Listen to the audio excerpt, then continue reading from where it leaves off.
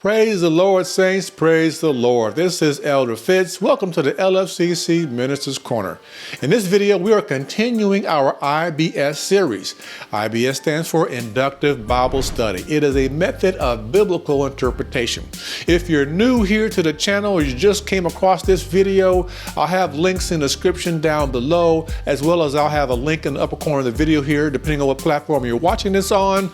So you can go back, get caught up, get a good understanding, watch the previous videos so you know where we are in this particular series. I think we're on part 6 of observing the passage. IBS is broken into 3 primary categories, right? There's observation, there is interpretation, and there is application. And so we are really doing a deep dive into the observation phase. So today, we are up to figure of speech. And we use figure of speech all the time in our language. It is not anything that any of us should not be familiar with, but we need to highlight that you find it quite frequently in Scripture as well. So let's go ahead and take a look at a definition, and this is from Grasping God's Word. I've talked about this book several times in this series. Highly recommend you go and get it. There's a lesser volume called Journey into God's Word, but I would go ahead and get the big book. That way you have all the detailed information there. And so it says in that particular book, figures of speech are images in which words are used in a sense other than normal literal sense, right? So it's using animals or nature or various things like that. It can be a body part like a hand. So there's various ways that figures of speech are used in Scripture. So let's take a look at a few examples. So we have Psalms 119, 105 that says, "Your word is a lamp to my feet and a light to my pathway."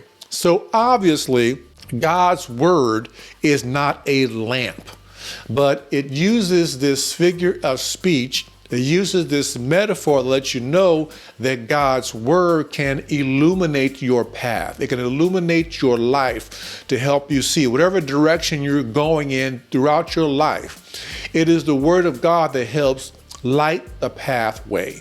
So that's Psalms 119. Let's look at Psalm 18, verse 2. It says, "The Lord is my rock and my fortress and my deliverer.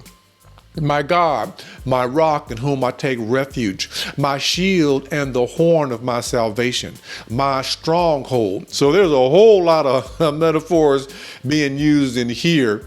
And so obviously the Lord is not literally a rock or a fortress or a shield, but we see the psalmist using these metaphors to describe how God protects his children, how God protects and covers his people and delivers. You know, it says, "I take refuge." He's my shield. God is our protection.